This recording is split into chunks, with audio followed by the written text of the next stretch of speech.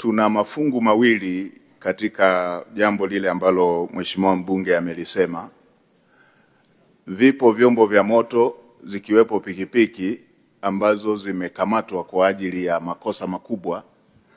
ambayo yamehusisha uhalifu wa kutumia silaha ama makosa mengine yanayohitaji chombo husika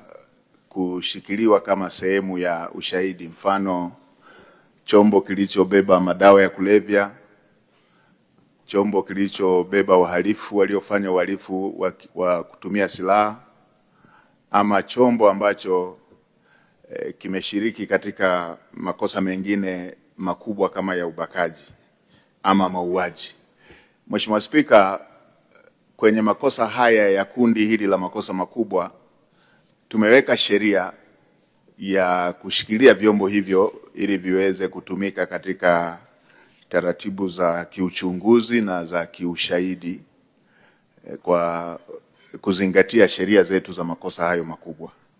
Mheshimiwa Spika, nikubaliane na Mheshimiwa mbunge kwenye upande wa makosa haya madogo madogo.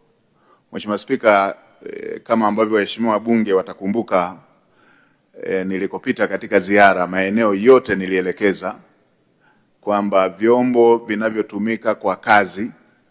ya vijana wetu wa Kitanzania kujiletea kipato, ikiwemo bodaboda, bajaji, magari haya ya keri, magari ya biashara, kama limefanya kosa na tumejiwekea taratibu za sheria za hayo makosa na muhusika anatambulika,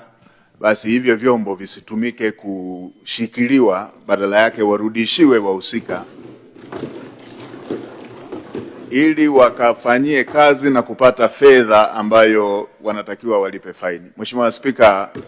kwa sasa Watanzania wengi wako na vitambulisho vyao vya taifa, wanafahamika na vyombo vyao vimesajiliwa, wamiliki wao na wanaoviendesha wanafahamika. Hakuna ulazima wa kushikilia chombo hicho badala ya kujikita kwenye utaratibu ambao tumejiwekea wa faini, na tumeweka muda ambao aliyefanya kosa anapaswa kuwa amelipa. Mheshimiwa Spika, nitumie bunge lako tukufu kuelekeza tena, mahali popote ambapo kuna vyombo vya moto bado vimeshikiliwa na havijafanya makosa yale ya kundi la kwanza nililosema la makosa makubwa ya uhalifu, mauaji, nyara za serikali,